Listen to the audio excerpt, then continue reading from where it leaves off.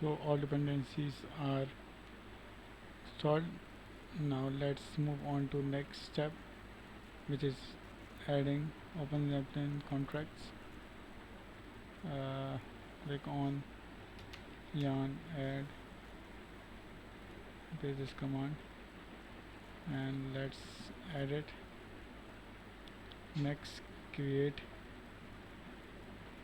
a new file inside a contract directory called exchange as well. We would cover each part of contract separately. First, let's start with by importing ERC20. Now let's create this file. It's installed successfully also. Now let's create a contract here. Just remove this contract log dot sol. Now let's copy the line as instructed. We are importing ERC20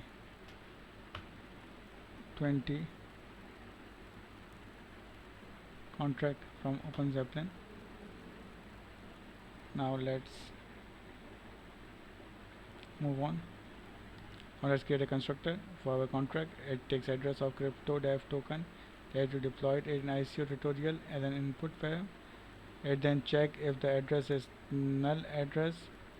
After all the check, it assign the value to the input param to the crypto DApp token as its variable. Constructor also set name symbol of our crypto DApp LP. Now let's copy these lines again and now paste it here. Here you can see the constructor